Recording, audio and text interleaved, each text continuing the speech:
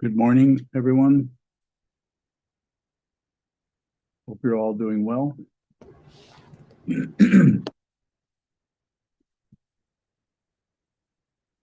Before we have commence with this morning's Dharma talk, first want to thank all of you for participating, not only by coming here and practicing with this community, but also joining online on Zoom.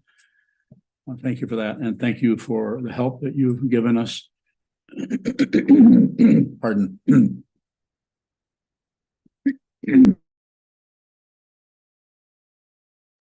Pardon the throat clearing. Also, the help that you've given us financially over the past year and before. Please continue to help us if you can. We need your help. This doesn't generate a product or a service. Well, not in the traditional sense of you pay for this, you get that. But so something's happening here. If you value that, of course, continue to help us if you can. And whether you can help us financially, that's in your area there. Up to you.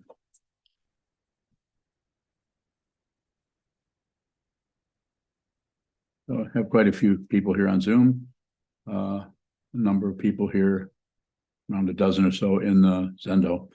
So this morning, I want to talk about something that comes up occasionally and comes up actually quite often, a one-on-one with people who are direct students of mine.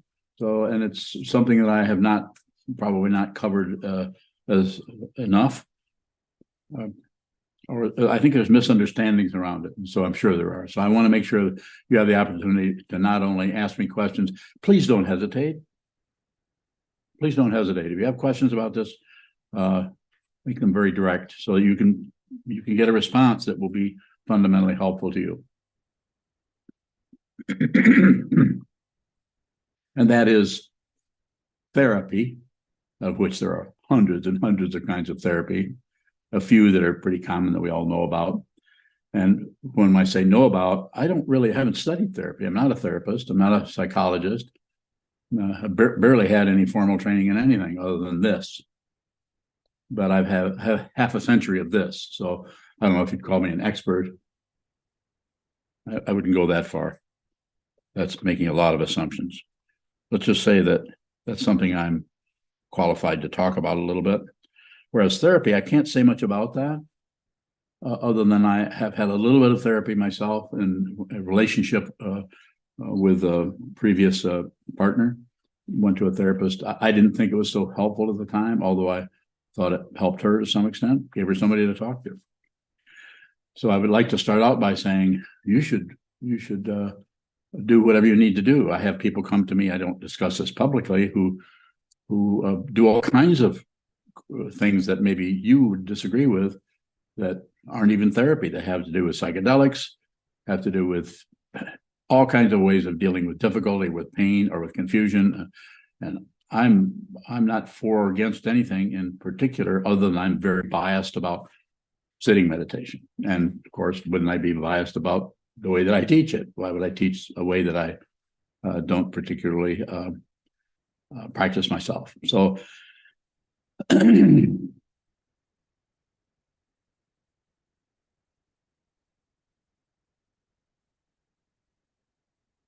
so sometimes you might get the feeling that I think that somehow meditation is the only really valid thing to do is to do meditation. And the people that aren't doing meditation, that are just doing therapy, is somehow lesser humans or something. And that is just not true. And I'm not going to go in and say, well, although I've said this, well, maybe you're not ready for a sitting meditation. This is very, very hard to do, this practice. So I've said that before. I'm not going to harp on that today. So I would really appreciate any questions you have about that. That might help us go into it. It may interest some of you to know that I have several meditation students. A couple of them are fully ordained monks who are therapists who work with people all the time. That's how they generate their livelihood, and they're extremely good at it, and are able to help people with the way the mind tends to work, as to similar to Buddhist practices. To actually, when you believe your thoughts, you tend to get wound up in them and fight and push and pull and try to find out who's right, who's wrong. So some of these therapies, I remember the early ones that I was reading about way back, about the time I was getting interested in Buddhism around 50 years ago, 60 years ago, somewhere in that area. Cognitive behavioral, I think, happened after that, but that's very interesting to me. And when I was teaching, and several of us were teaching at the local drug rehab, so there was hundreds of people there, and they were using moral inventory, cognitive behavioral work, transactional analysis, all kinds of different things that help get into the structure of the way in which you're confusing yourself or buying into this and excluding that and so on, and give you different dynamics whereby you could possibly get some help there. So not against any of that. I don't really teach it, although sometimes it may look like that's what I'm doing. I don't know. I don't know how many we have. What I think right now there's 4 people who are students of mine who actually that's their profession, is to be therapists, and I'm all about that. So even Trungpa Rinpoche, although he was very negative at the beginning of Naropa Institute and so on, I think he was just trying to draw some of his students back into the meditation arena rather than in the psychotherapy situation. But eventually, Naropa Institute started giving degrees in Buddhist psychology, and they're still doing that, to the best of my knowledge. So have some interaction here, so we can get what it is that you would like to know, and I'm not sure what you'd like to know. Go ahead. She's on bowing. Can finding ways to support our physical and emotional well-being also support our practice of meditation? Yes. She is on bowing. How can we relate to or move into those basic areas of just how we feel physically and emotionally that is supportive to getting to the cushion or practicing meditation? It's a pretty wide one there. Any suggestions on how I should work with that question? Go ahead. Okay, so paraphrase yourself. Give me that question a little bit more. Look who you're asking. Sometimes there's a fundamentalism that can come across from practitioners. Yes. That I've heard people say to me, I don't want to do it with therapy. I want to do it with meditation, as if they were opposed. And wondering could you just say something about working with the relative world, our emotions, our physical bodies that can support our practice? So you may need to talk to a therapist. I have a lot, I don't know how many, I didn't count them, but a lot of students who had a therapist when they I became their meditation teacher. I didn't tell them to stop seeing therapy. Some of them share with me what's going on. Some of them don't. But I feel that's can be supportive. I think it's in different ways. A lot of it, I think, just depends on the chemistry you have with the therapist. You and the therapist really have good communication dynamics, and that's probably going to be helpful. Can you be more specific about your question? Mm-hmm.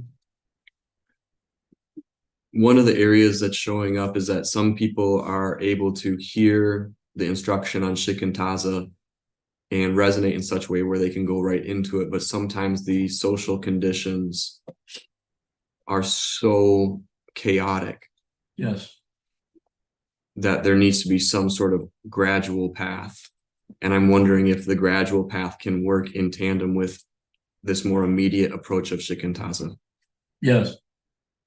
And a person may even may do both, may do try a shikantaza for a while and then possibly go towards some kind of a more traditional therapeutic approach, of which there's hundreds of different ways. And the therapists that are here today, do we have any therapists here? Kelsey and Senchu are online. Oh, good. So Kelsey and Senchu, if you have any, if you have questions that can help bring us, help everybody. You have a question, Senchu? Senchu bowing, with your teaching that comes up so often that there's nothing to do or nothing to fix. Yes. How can we engage with that teaching as a therapist or as someone in therapy? Bowing. So first, it's your practice, it's your awareness practice. We aren't trying to get your clients or your patients or whatever however you're referring to them to meditate necessarily. You've heard me say that. You don't necessarily tell them to meditate. If they gravitate towards that, then you might introduce it. But I say this over and over again. If I can't do anything at all, I think there's something I am pretty good at doing, and that's meeting everyone right where they're at. You come and sit in front of me, we won't be strangers. So, and this is something you already do. It's not a compliment. It's something you just are natural to sit down in front of people and be with them, meet them. So after a while, they begin to trust you and tell you things about what's happening in their mind stream or what's happening with their life. And it may look like you might need to work in the area of that may show up as fixing. I just have to get rid of this. I have to stop this. I can't keep thinking this. Or the why questions. When you know why, you might have to do some why because dynamics with the person in order to actually, you could say, I don't know if this is a proper word, but lubricate the dynamics of communication so that when they're ready for it, if they're actually ready, they will ask questions that may take them deeper into the fundamental nature, capital F, fundamental nature of consciousness, which has nothing in it at all. But there might be a whole lot of windstorms and tornadoes in their personal consciousness that looks like their thought patterns. You have to meet them with that. You can't just say, everything is empty of what you think. You can't start teaching Buddhist teaching to someone who is not ready to hear this. This has nothing to do with their intelligence level. It has nothing to do with how advanced you are or they are. That's something that can come up because they may feel that somebody's being evaluated or judged. But everybody, I mean, all the clients you have and all the students that I have, I guess you could call them clients in a way, but everybody has their own flavor. It's like being in Baskin Robbins. Everybody has a different flavor of craziness, of not being really clear about what is going on. And with some people, it's so extreme, especially someone who is suicidal is coming to you. You have to have an understanding, and the training that you have, the way that I work with that situation will be, I don't have a protocol for it. I don't have an algorithm for that. But if they do this, this, and this, then you do this. I just meet them where they're at and do the best I can to support their basic sanity, which would be, don't end your life. Don't do that. I might joke about it a little bit. I know in your situation as a therapist with all the laws, I think you're required to report that. Isn't that the case? So I don't know if I'm required or not, but maybe. So meet them where they're at. In other words, if they're trying to fix themselves, you can go in and find out ways to work with that so that it supports them where that everybody's on a different side of the mountain, a different path, a different way of working with this. So I would appreciate it if people wouldn't jump to the conclusion that somehow people who meditate are somehow superior to people who are working with their mind stream using CBT or anything. There's so many different ways. There's I had an experience with two of my students. I think they were students at the time. I don't know if they are now, but doing cranial sacral work, which is if you read any definition of that, it's not accepted. There's no proof. So modern science tends to go in and instead of saying, does this help somebody? Has this helped anybody? They would go in and say, well, there's no proof that it's helping anybody other than there's no scientific basis for it or something. Although I certainly got some help from that. Yes. She's unbowing. When you talk about introducing somebody to their fundamental nature, is compassion part of that? Is there any sort of warmth in that fundamental nature, bowing? In yours or in the one you're talking to? All of in the basic realization of no self, no other. Yeah. Yes, there is. She is unbowing in our intention to see the truth. There's a lot of meditation practice, which seems to be the foundation of what we're doing. Yes. Is there any way we can at least remind ourselves of that kindness, of that compassion on the path? Bowing. pretty broad one. So there are practices. There's a Maitri Bhavana. There's where you actually deliberately talk about that. You extend that. You have the intention to be with all things, save all beings, put others before yourself. Help me here. I'm trying. Of course, it's not so much. I think maybe with a therapist, someone who's who is teaching, who has been taught therapy techniques, they probably are going to have kind of their own idea about that. And a really good talk with Senshu a few years back, and I don't mean to reveal your techniques here, Senshu, but I'm about to do it anyway, is you couldn't remember exactly what you were taught, but you seem to be a pretty good therapist. Didn't you say something like that to me? Yes, you did. So, but anyway, I mean, Senshu is a good therapist. She helps people. How do you, is that scientifically, is there a scientific basis to that? I don't know if there is or not. It's just be with people, and the compassion, it may show up as sympathy. It may show up as a feeling sorry for someone. Those are all valid emotions. I'm not here to discount anything, but ultimate compassion doesn't have a feeling dynamic to it necessarily. It can, but if it's ultimate compassion, which is about everything, you might not want the intensity of that feeling. That feeling might be so powerful the top of your head would blow off. So it's not just simple feeling for someone's plight. It's overwhelming. The nature of consciousness is vast, and everybody's doing the best they can to work with it. Go ahead. I might try one more time, and this is a lot easier one-on-one. When I talk to you privately, this material comes out in a different way.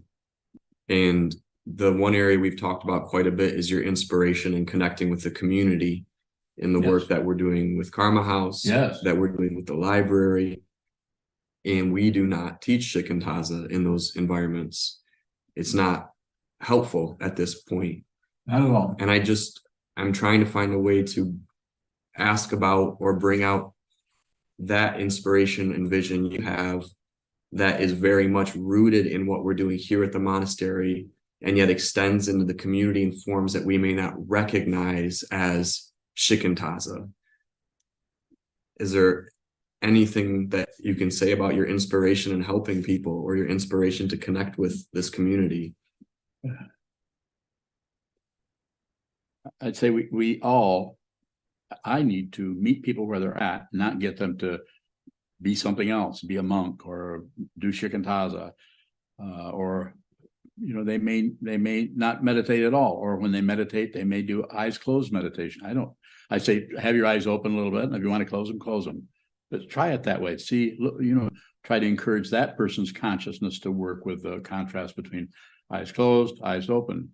Quite often people would prefer to have their eyes open, but I have had people that want to close their eyes, which is similar to a more conventional mindfulness practice.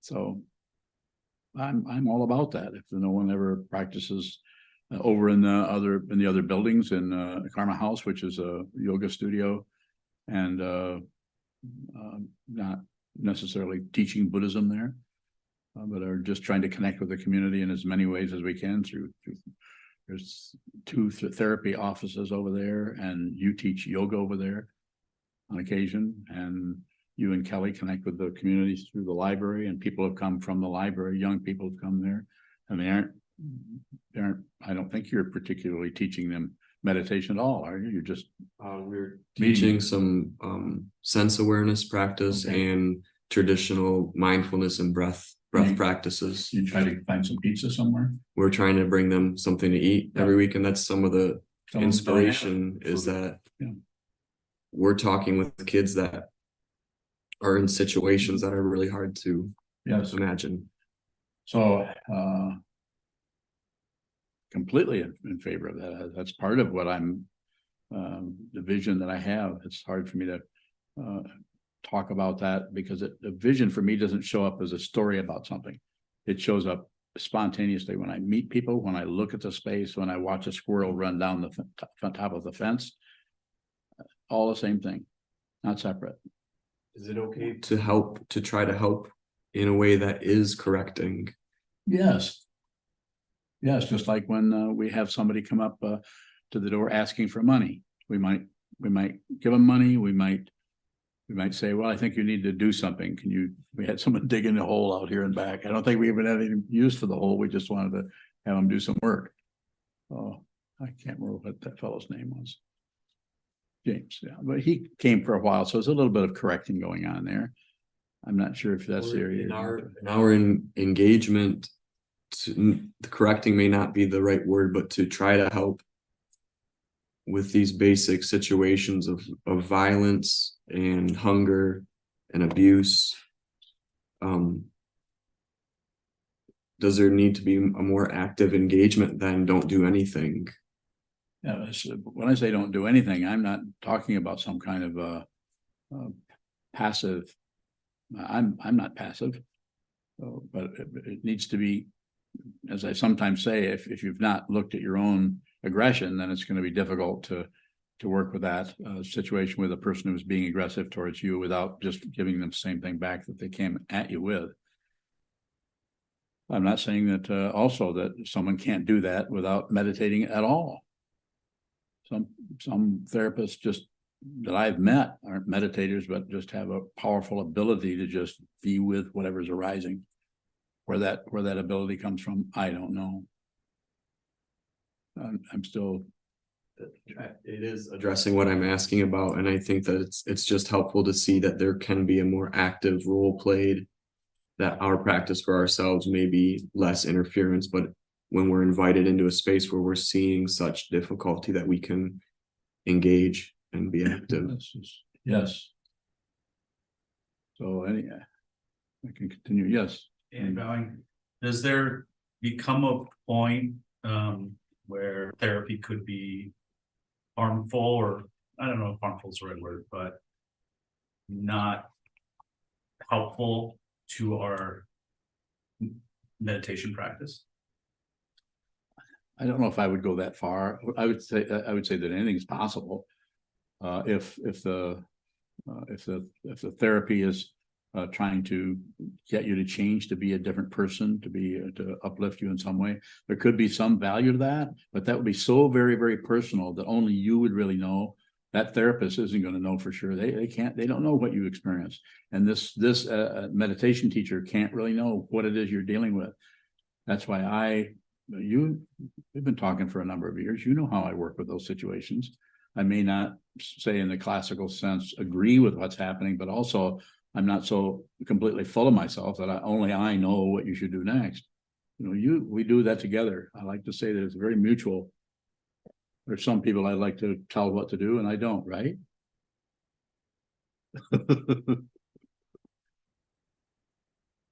I like to pick and choose them. Yes, sir. So I didn't know you were the sir. Can you tell by the way my voice is bouncing off your mask?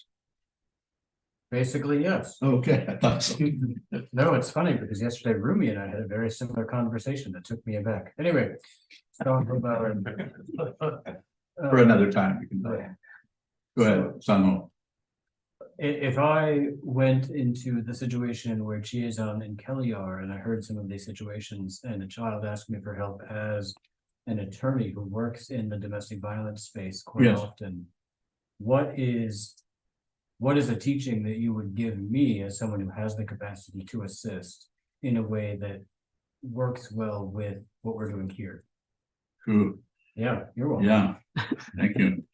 Yes, I would say that I would put it back in your court. You're the attorney, but I would say for your ability to be able to do that, spend a lot of time, take it out of gear, sit down and watch the movement in the mind that is not particularly involved with working with them. Just your own particular, get to know yourself, get to know your own negativities, positivities, without interfering with them. If you interfere, then we might have some success, but the fundamental success that we need is to see what is fundamentally true. And here we get off in a direction that maybe some therapies are going in that direction that I don't know about. I know there's some psychedelic therapy out there that I've been hearing about that it's very interesting to me because that has a way of breaking down, whether it's psilocybin or other other kinds of, there's a fancy word for it is ecstasy, but I don't know the technical word. MDMA. Yeah, MDMA, isn't that being used in therapy in some way? So, but that's a way where one person who's a student of mine it's a very structured situation where you use that and you actually face the person and I think you have your eyes closed. Is that true? You don't know about it. Okay. Well, you're not the person. That's probably why you don't know. But I know. You know people. You know people who know people. That's kind of like my situation. So coming back to Sandro, to your question, I would say it's so completely situational that it's not that you can't do something and then 3 days later look back and say, oh, I should have maybe said that a little bit differently, or maybe I should have waited a little while before I jumped right on the ox cart there. So there, in that way, there are misunderstandings. You could call them mistakes. I don't know if that's helpful, but just misalignment with something. But you will get better and better at that the more you practice, and the more. And so, if you want to call that improvement, go ahead. I just don't teach improvement, and the reason I don't teach it is there isn't a solid being that can improve. That doesn't mean there can't be improvement. How much did that help you? It is a step in a certain direction. How's that for a lawyerly answer? Thank you, Your Honor. Yes, Ian bowing. If I am looking for relative relief off the cushion from the suffering of mind or body, like therapy or a protocol, a plan, yes. am I in a sense leaving the spiritual path or setting up odds? No. And if I were to go down the line there, you could, this is up to you, but you could talk to, find a therapist who's also a meditator. They wouldn't even have to be a part of this community. You could find someone to talk to. Maybe it's somebody in your family. It might be somebody in the community. It might be the teacher, and it might not be. So I think this is why it makes it so difficult, and why it is even more difficult if we buy into some kind of protocol or a right way to do it, as opposed to this or that. So, but I don't think you can make a mistake. If the intention is to help yourself and help others and to be as clear as possible, I think the intention will take care of you. And then you'll have the insight to see this direction may not be so workable. You won't necessarily come in and criticize anyone else who's doing that, but it might not be for you. And bowing, I have a different question. As we find ourselves in caregiver type roles, maybe a therapist or a youth leader, a healthcare professional of any kind, how do we navigate that? I'm seeing it as a boundary of no meddling when we are being faced with such atrocity and suffering. How can we go into that? How can we go into that with this teaching of no meddling, which is okay? So the meddling part, what I'm saying here is we need to be quite aware of how much we presume we know what the problem is, and we go into it based on our projection of what the problem is.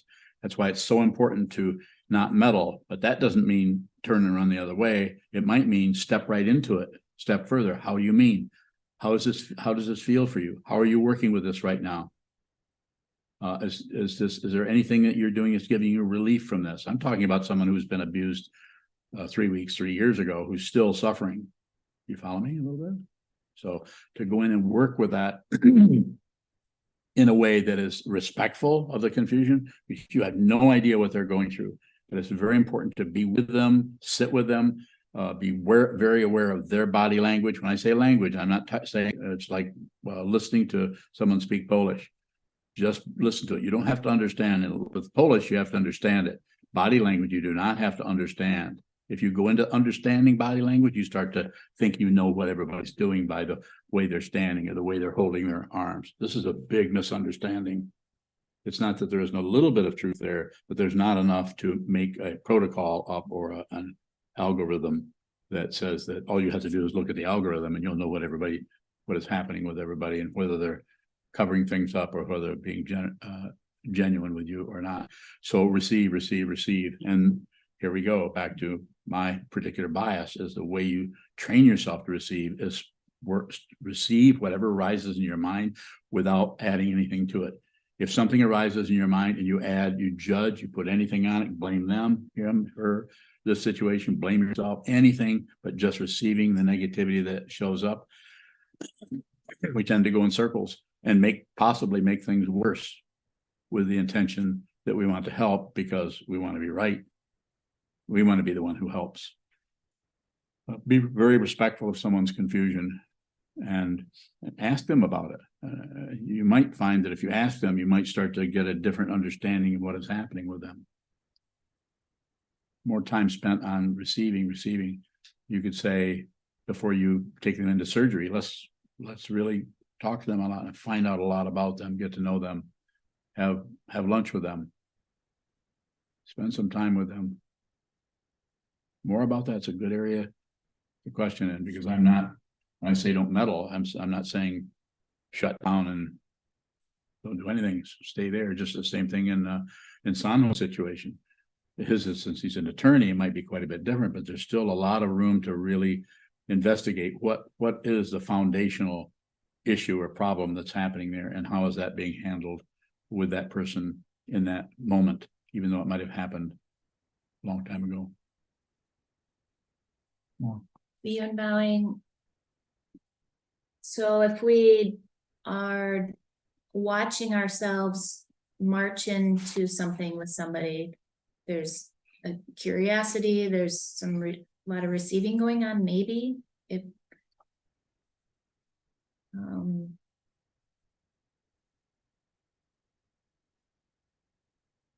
I can't hook up the question part right now. Thank you. I have time.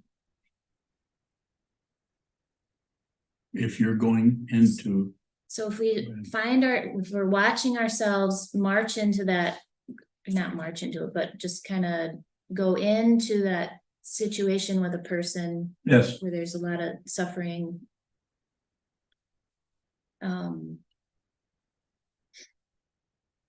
And in the midst of that, for myself, there's these thoughts that come in that are like, don't meddle, don't do that. And I'm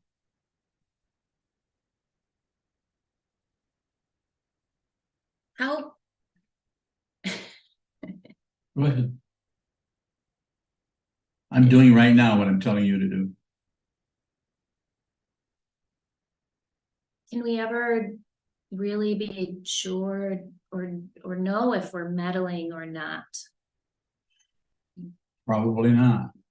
But the intention not to meddle will take it quite a ways so that you can get closer to the actual area that is infected or is sore or is the issue rather than something about the issue where you start to fix symptoms instead of the actual core problem.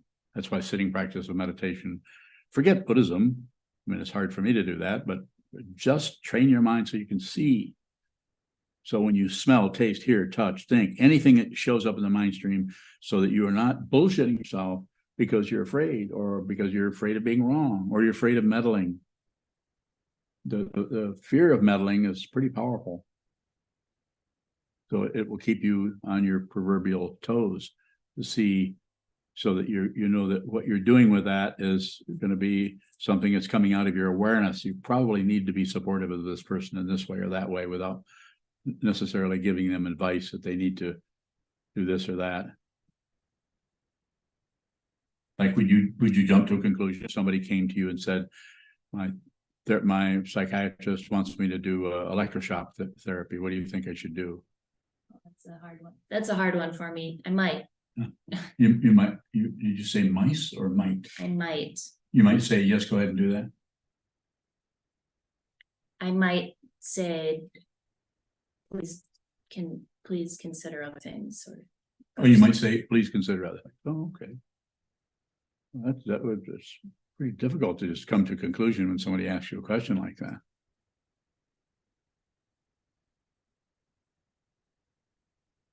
I'll take one more from you and that's it.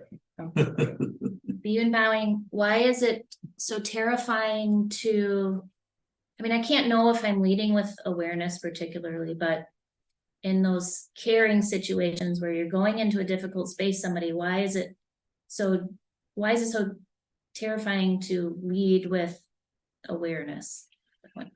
Because awareness is vulnerable and unprotected. It's like walking into a dark woods with no flashlight.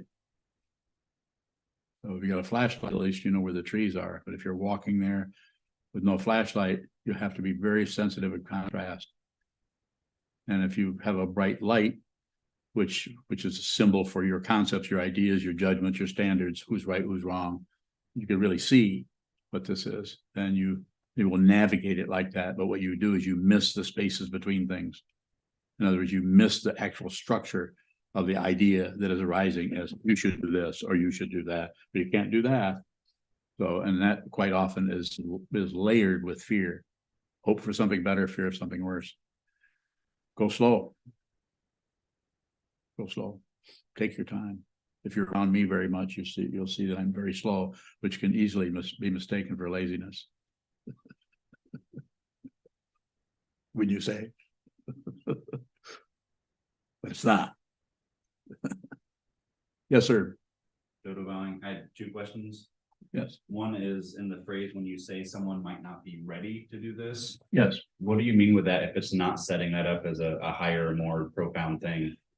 Bowing. It's just it's not higher and more profound. It's just that there's other things that need to be done. So they're not ready for this. It would be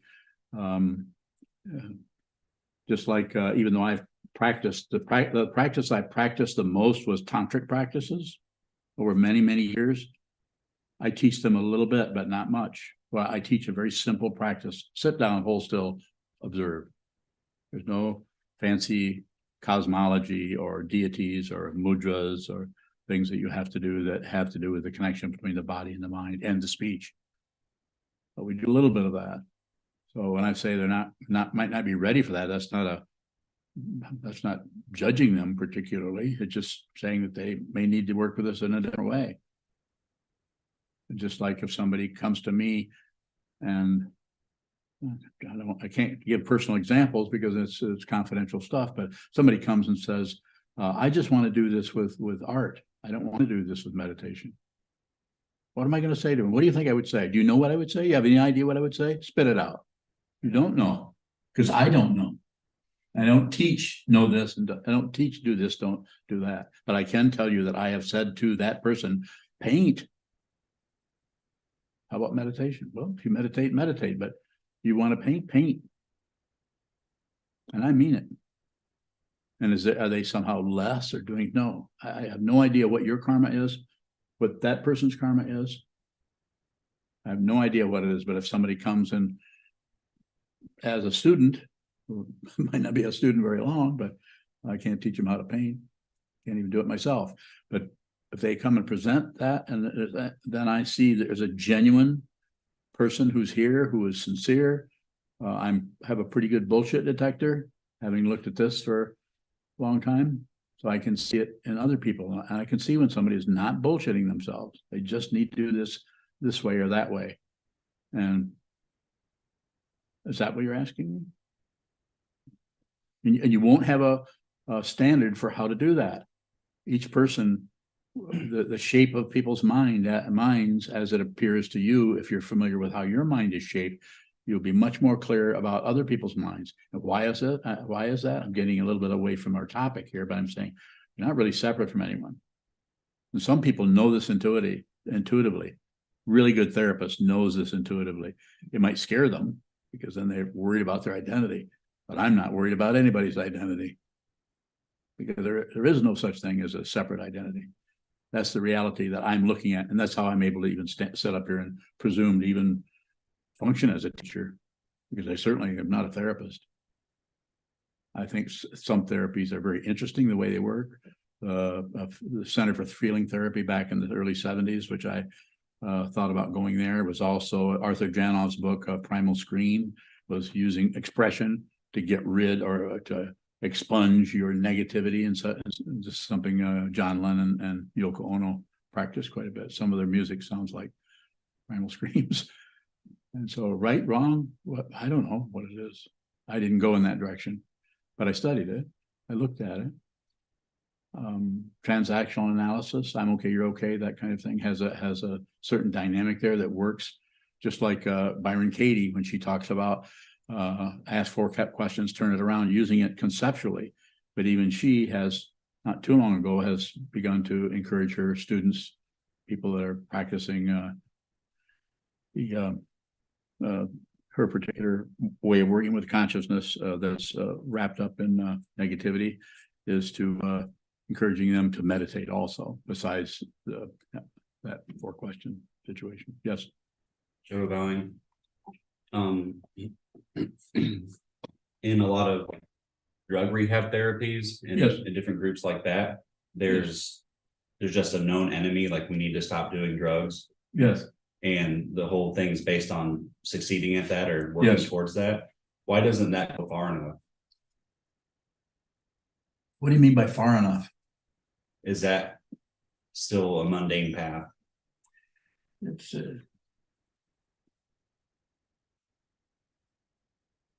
I don't know how helpful it is to come and judge this and judge that. That's part of it. Maybe it looks like I'm doing.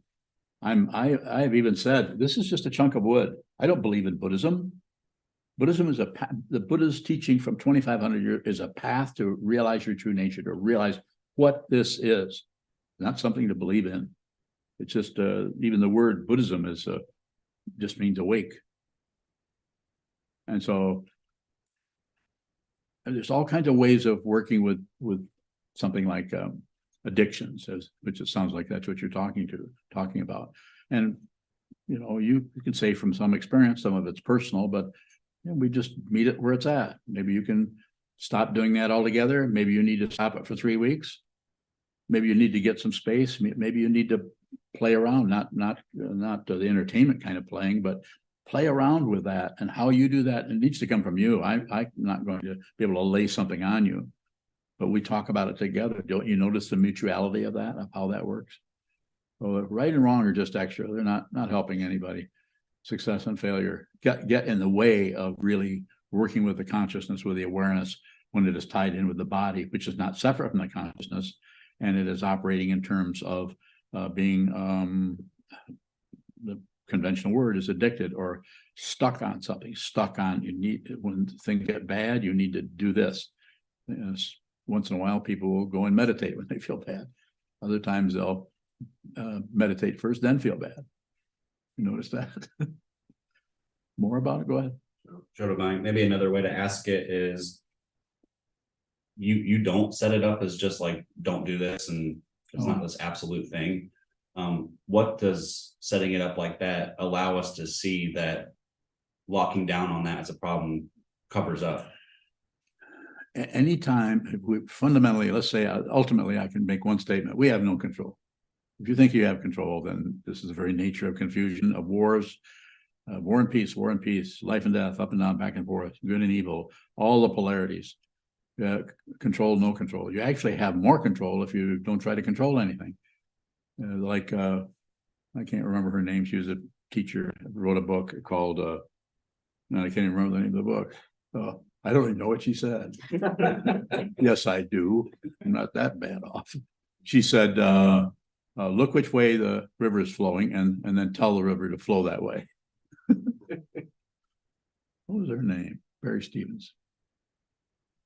Watching the river flow. So it was like just align yourself with the energy that's already there, because you're really not separate from any energy anywhere, nor are you the same. So you can't really get this incredible boost from the consciousness for your ego to feel like a supreme being or something, or like you're a deity.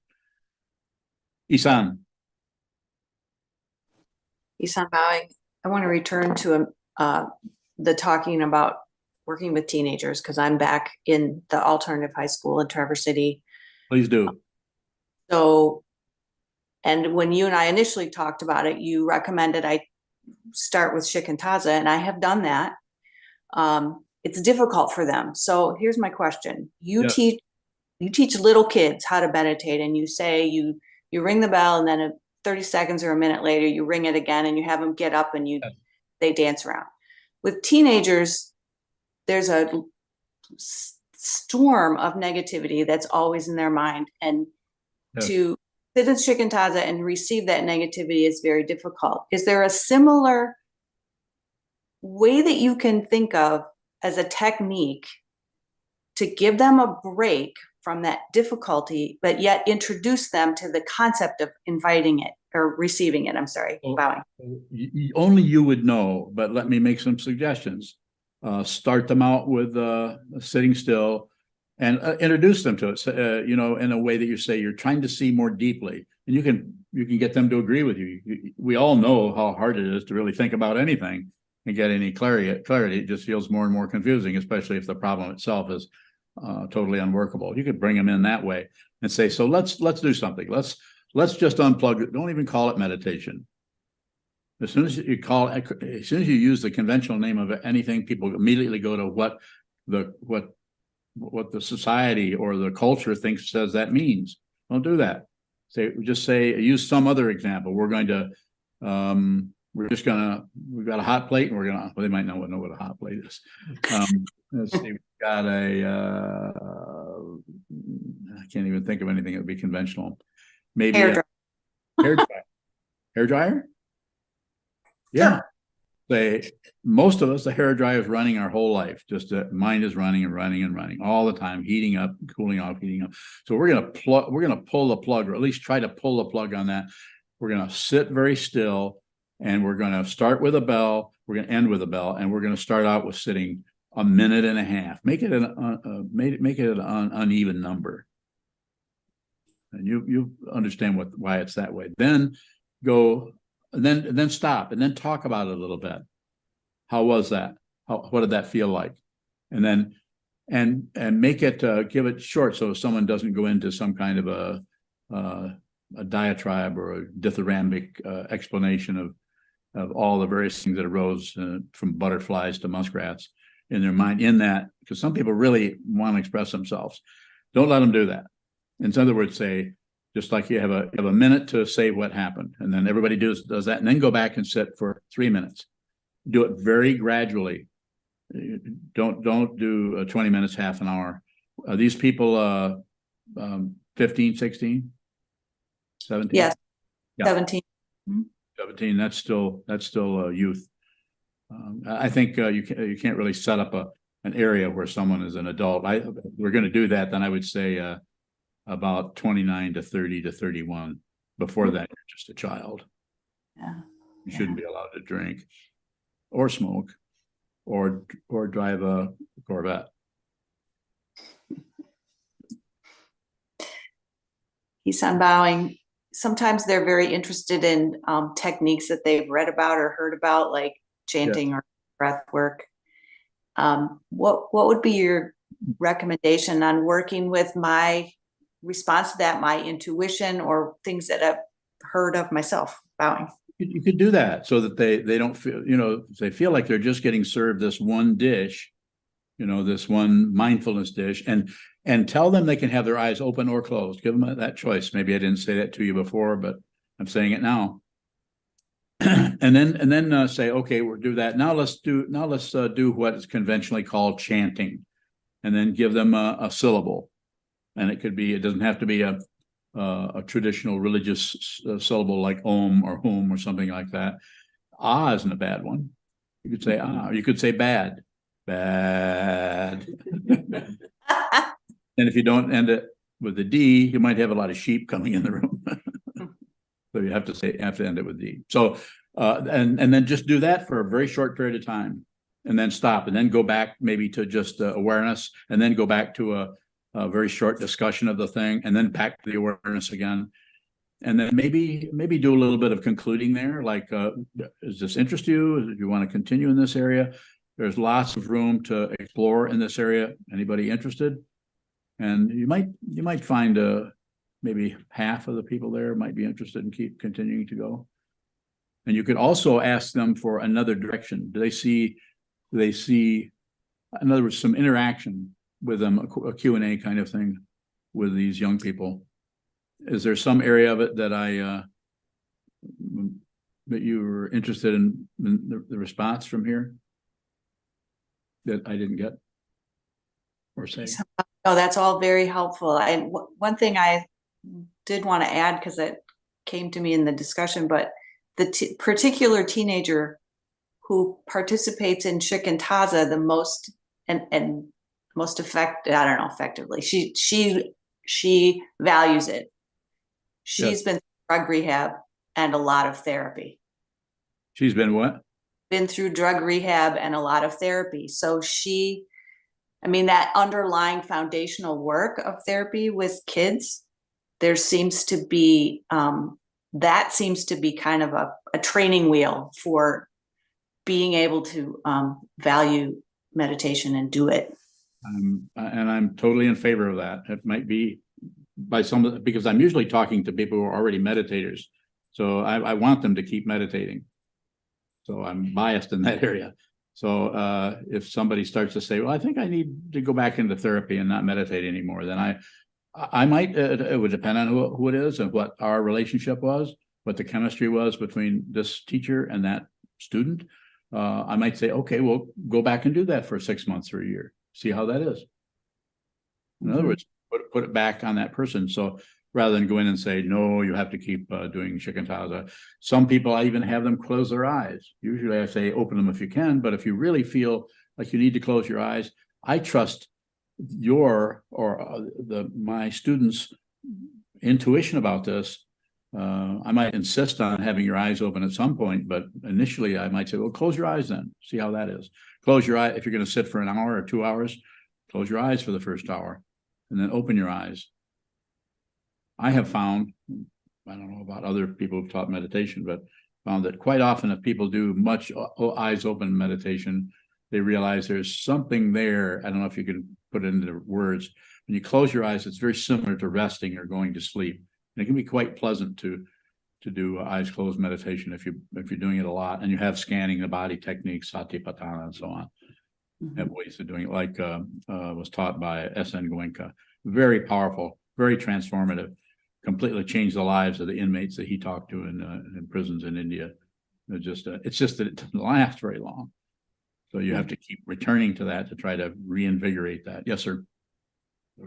Sometimes when you're speaking to just meditators or you're not talking about this topic, someone might ask a question where they're looking to correct something or feel better, and you say that's the mundane path. Yes. And it is that setting the mundane path up as like less valuable than the spiritual path? That's why I'm doing this, is because because I could see where I'm biased. I say it, I'm biased. I want you to realize your true nature. I don't want you to just be temporarily happy, because it's temporary. Death is coming. You've been warned. How's that? Been warned. It's coming. There's anything coming but death. A lot of other things in between. Ice cream, lots of it. Indian food, thanks to Varun. I remembered his name. Pretty good for an old fellow. Yes, go ahead. If we Not meet Varun, me. Go ahead. if we meet someone in their mundane path, Yes, and we meet them where they're at, yes, is that the spiritual path? of course. If you're on the spiritual path and you understand it as a path that transcends everything, and sees that this is an illusion, even if you're just doing it intellectually, everything is the spiritual path. Everyone is a Buddha. That's not something you believe in. It's just something you hear and you practice it. Not that they're the historical guy. No, but they're the awakening that the Buddha pointed to. Everyone is awake. They just don't know it. And that's what this person is here to encourage you to do, to see your true nature. But you may need, I mean this sincerely, you may need to work with a therapist so that those areas of the mind that are making it more difficult for you to relate with the truth of the Buddha's teachings. Suffering, life is suffering. Some people have been maybe not abused in this lifetime, but maybe in another lifetime. Do I believe in that? Not necessarily, but there's something going on besides this lifetime. And you could call it whatever you want. I'm just going to call it that. So yes, meet people where they're at. Spiritual path. if you're on the spiritual path and you're practicing the Buddha's teaching as you see it, and as you're guided by your teacher and by your community, and everything is, you might meet someone and talk to them for weeks because you're involved in some project. They might not even know you're a monk, or they might not even know you're a Buddhist. It just doesn't come up because you're receiving what they're doing and what they're saying. You're relating to them where they're at. Yes, sir. Andy Bowing, how, like, with therapy, there's a lot of outflows and things like that. Yes. How does that not just lead to more circularity? And with practicing meditation and actually doing therapy too, it could, but it's the awareness of the circularity, not stopping it. So that would be a good thank you. So that would be a good way of being more aware of circularity by actually working with a therapist. They may not know that they're looking at the Buddha, but you do. You hear that? I know you hear it because I can see your ears are not plugged. You see what I'm saying there? See how kind of a meaningless statement that is? They may not. What did I say? They may not. Can you remember? Not. No, they're looking at the Buddha, but you do. Choke it out, explain that to him. Are you going to explain it to him? Oh. I have a question. Let me see if I can't get him to retread his tires. You see that? You have a further question? I don't mean to. I mean, I don't. What you said was helpful. Reflecting, that's a good question. And I thought it was just an excellent response, didn't you? See how I kept from getting trapped? Go ahead. Mazuka Bowing, sometimes you talk about being aware of how when you label something, say just call it depression, it shuts down on continuing to investigate it or really look into it. Yes. Yes. I want to caveat and say that the therapists that happen to be your students, just from talking to them, I can tell they may not be super focused on labels, but a lot of therapy is focused on a diagnosis and then how can we, along the lines of what Andy was talking about, or you're saying you might look at the circularity, how can we work with labels and judgments that come from, yes, somebody whose intention may be to help you, but I think it's so, again, that fancy word that I go to all the time is so situational. I would say less is better. If you don't need a therapist, then don't have one. But if you need one, then if you need some kind of help in that area by someone who is working with a particular, cognitive behavioral kind of stuff is very conceptual, at least my understanding of it. I have not studied it. I don't have a degree in any of that, but it works with the conceptual stuff. More about that? We can ask a therapist here. Got two of them at least. well, I might have a question that maybe they can weigh in on, but. All right, get ready. It Get ready, seems people. like those labels help them in their practice, help them sort of Be come up with a therapists. protocol or Okay. bill something to insurance. So, yeah, is there a perspective that we can have on labels and judgments? Allow people to use them if it helps them Okay. help you, but not buy into them. How can we not? I'm gonna You've get got a some help. professional telling you something. Okay. Kelsey, did you hear that?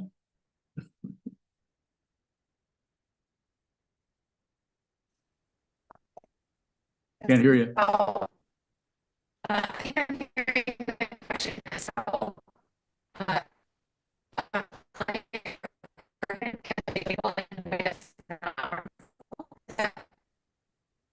Harrison, can you understand what she's saying? Not a clue. Something's rattling. Chazon's trying to adjust the rattler receiver. It may be her connectivity. Yeah, he's blaming you. That's your fault. So can you straighten that up, or do you just need to can't do it? Okay.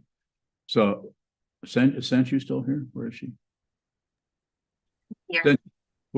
How would you respond to that? I mean, I can say something about it too, but since you're a therapist, I lost the question. I heard it, but I can't recall what the basic question was. what are you basically asking? And we'll both, I'm considering how therapy or some kind of relative help can help somebody. when Can you they're hear? Suffering. okay, she hears you, go ahead. But the labels could shut down Give investigation. me an example of a label. You have depression disorder Okay, and you just Yeah. label that. okay. Is there a way to work with those labels, still maybe receive the benefit without buying into those labels? Okay, good question. How does that look to you, since you? Each of those labels has a long or short list of symptoms that would make that label fit for a person's experience. Are you and Kelsey using the same computer? Oh, is it not working? Oh, it's working fine, and we just can't understand you. Oh, It's going, okay. oh, Yeah, you're not doing that though. You're not talking like that. not intending to. That's pretty clear. So take what you just said and edit it down or call Paul Sean. He'll do it for you. Okay. I think that those labels can be helpful to have a common language Common language. and to use those as maybe a basis to look deeper into what the experience is. Okay, look, Telling. basis to look deeper. Kelsey? You want to try it?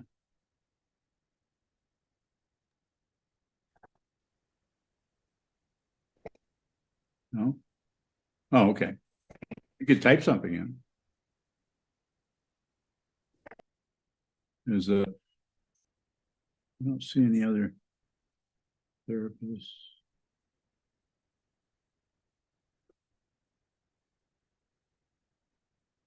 I was thinking maybe Kelly was here, I don't see her. Okay, so, yes. Is meditation circular? It's going to go through a lot of circularity before it eventually doesn't do that, but eventually it doesn't do anything.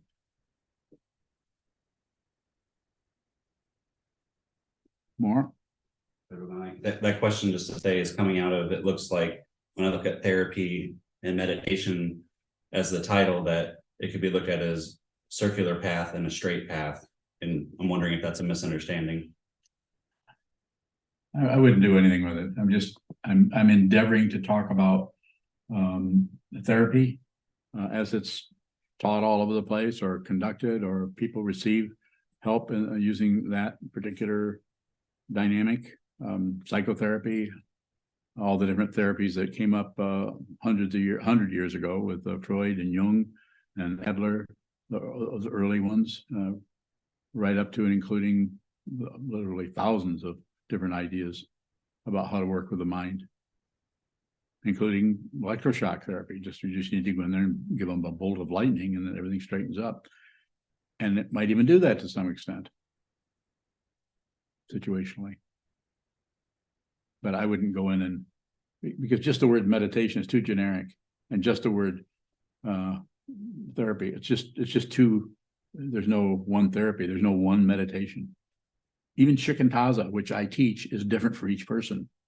If you go and sit and face the wall and practice shikantaza, and Juzan faces the wall, practices shikantaza, or just anyone else, Nishikai, you're all working with the mind in a different way. You have a very simple approach to it. Sit down, hold still, watch the movement of the mind. But how that shows up for any one of you is going to be completely unique and different.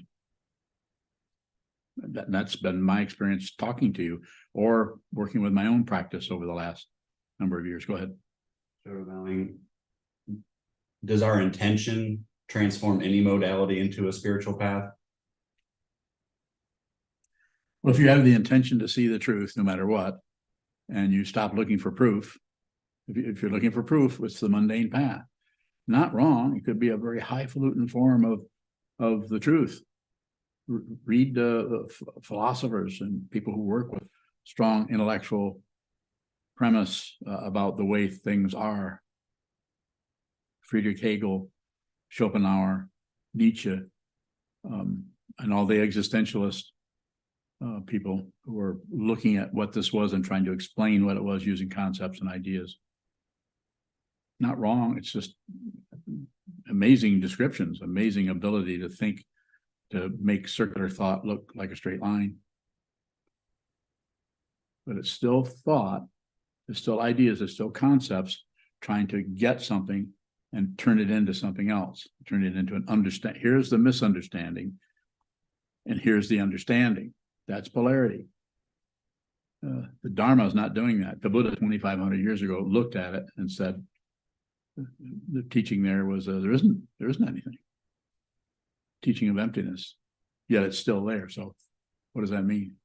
What can you do with that conceptually or psychologically to squeeze some kind of accuracy or proof that it's real or unreal? Or you can't. Or you could. But the intention, actually, there's no intender. Nothing was intended. Eventually, it just completely collapses. Why would you do such a thing? Why not just study Dogen or something and live in a pup tent?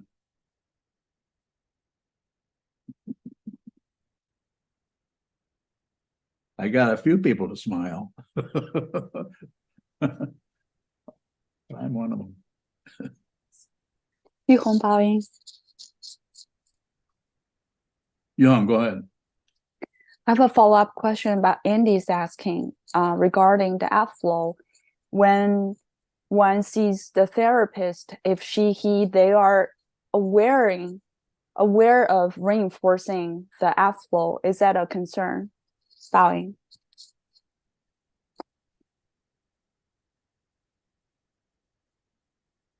The main thing I come back to is awareness. The structure of cause and effect, this caused that, this is aware, this isn't aware, this is covering this up, this is all of those things. You just need to be aware of it. It will, because nothing lasts. So anything that shows up as a problem will not last. But if you fool around with it, if you push it away, it's a problem. Or if you try to support it or figure it out, I'm not saying that you couldn't work with something that was problematic. There's different ways of working with that. I was talking about addictions, where you say, okay, you have an addiction, you're working with that. Okay, let's take a week off. Let's just or 3 days or one whole day. My addiction many years ago was smoking cigarettes, and I would keep doing that until I finally just stopped.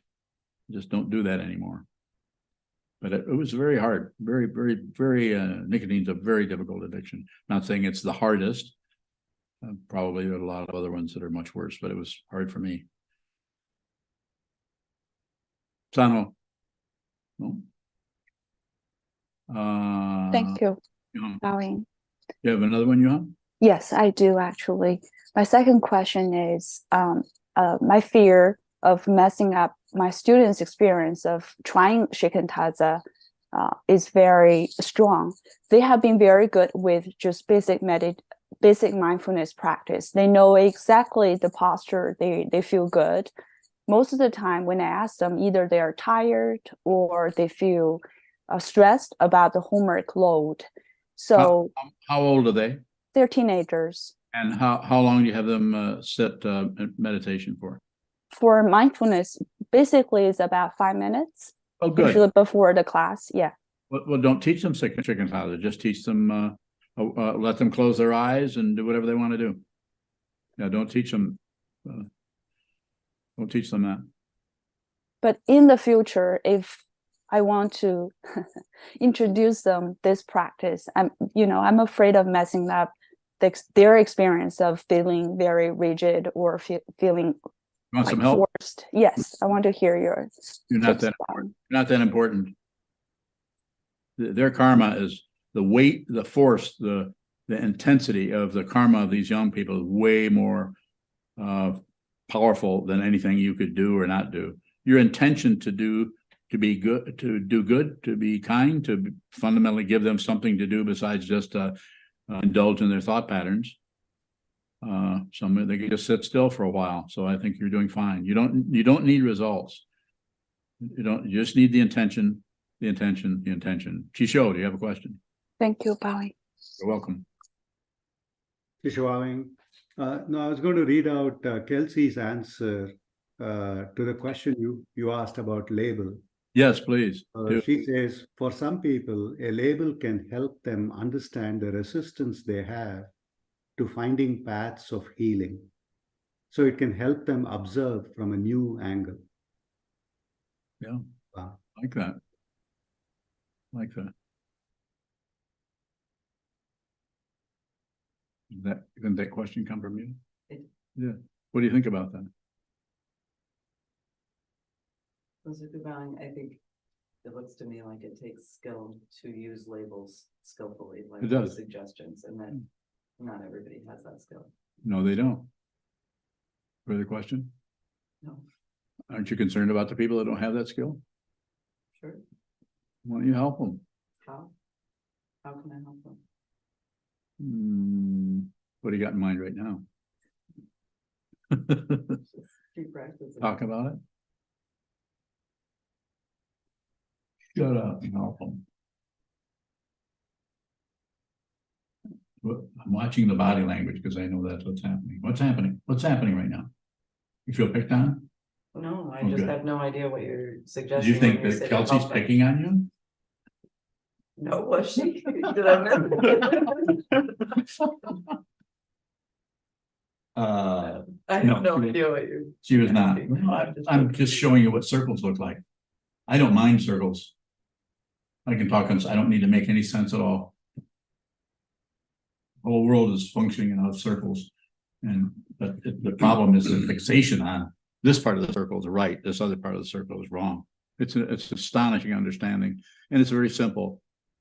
But ego is afraid that it's gonna turn up as a fool, so it doesn't want to be wrong, so it would rather be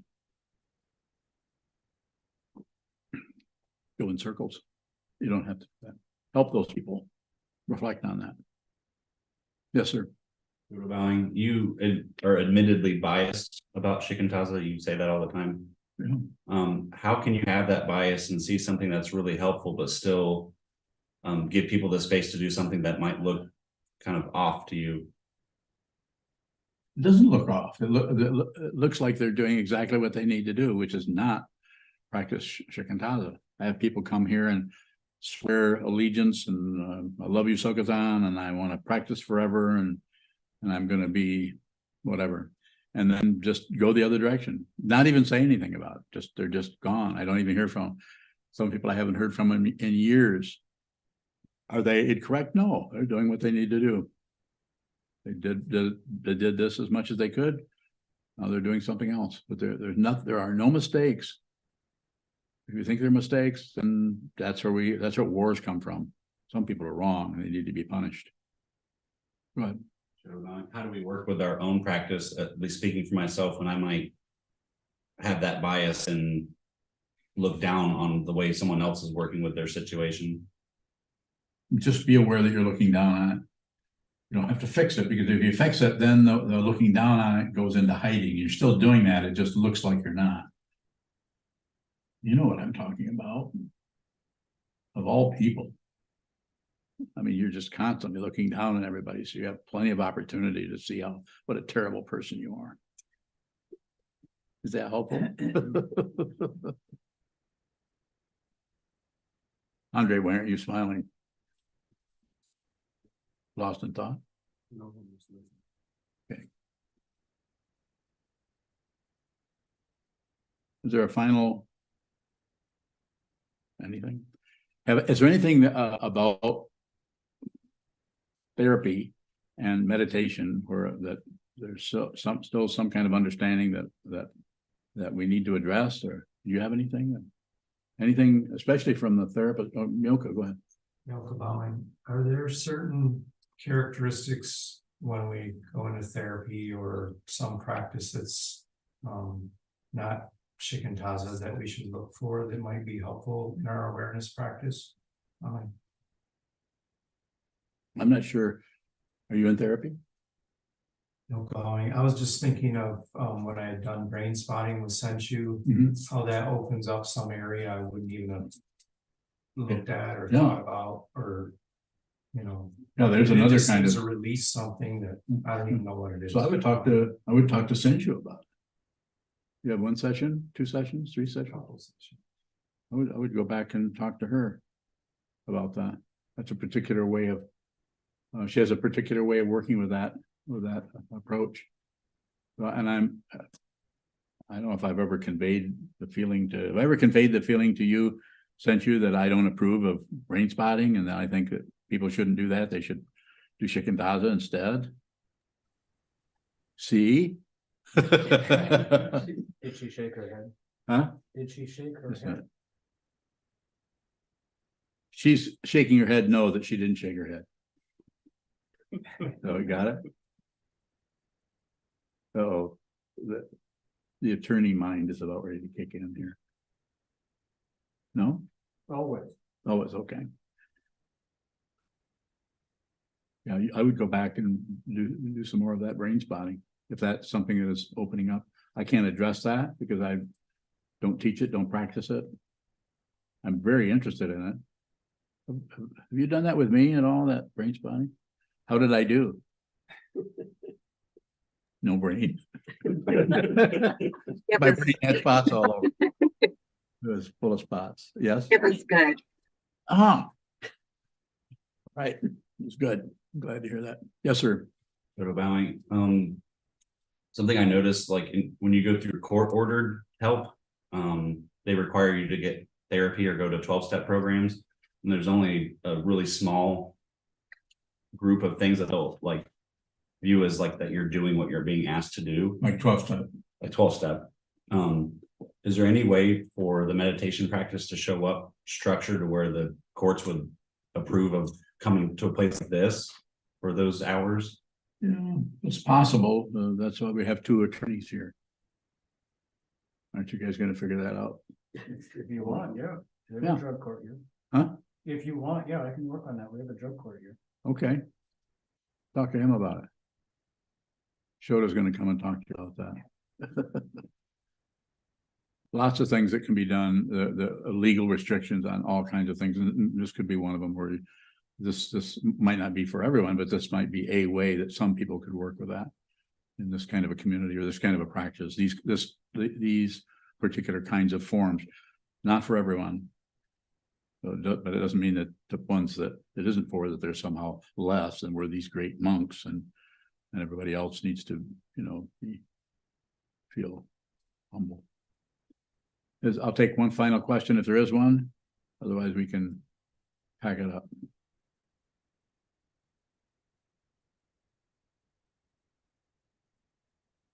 No questions anywhere? Susan, you don't have any questions? All this time you've been sitting there with no questions? That's very strange. Susan Bowing, I'm in my car, so Oh, hard to ask a question, I think. okay. But I do have one, actually. I don't know if you can hear me. I can hear you. I just can't hear the question.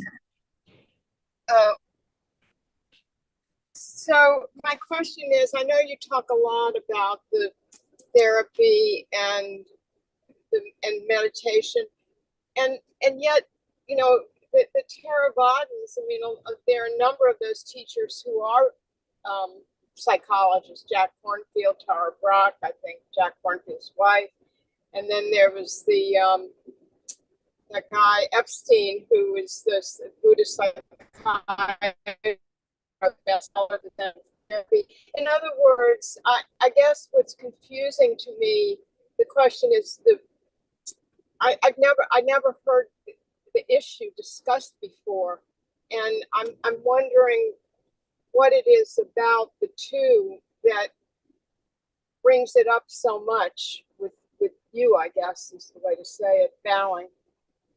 You mean therapy and meditation? Yeah. I don't know. It's just, there's lots of different kinds of meditation. I don't teach what a Tara Brach or Jack Kornfield teach.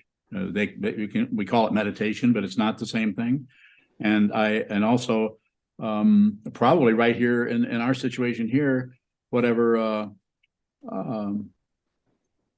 Sensu is doing with the brain spotting and what Kelsey's doing with the kinds of therapy that she's working with people, might be just completely different ways of doing the whole thing. There's lots of different kinds of therapy. I think the last time I counted was maybe 5-6 years ago. I counted up what was listed in Wikipedia. I think it was up to 180. It was listed in Wikipedia. I went there today. It was 500. So it took me a few hours to read all those. So I think I need to let you go so you can drive. I see all those trees moving by, and it looks like you're not looking at them. Okay. Yes. Let's bring this to the conclusion that usually happens when after something's bad.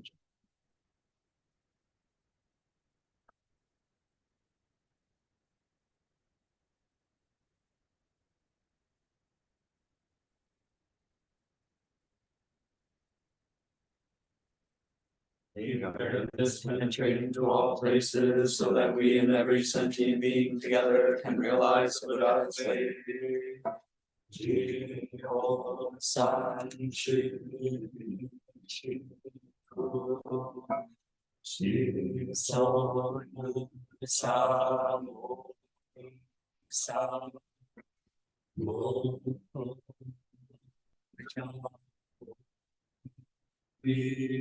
The 10 directions, the 3 times, all Buddhas, all venerable ones, Bodhisattvas, Mahasattvas, the great Prajna Paramita.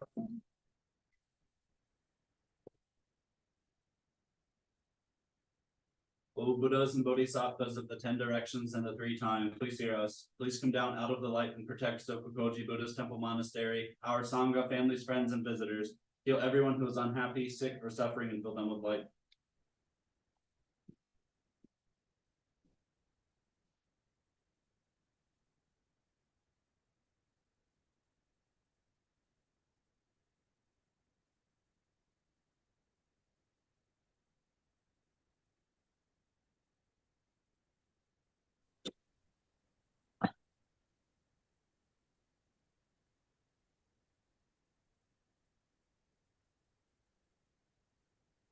Thank you, Sokuzan. You're welcome, Cynthia.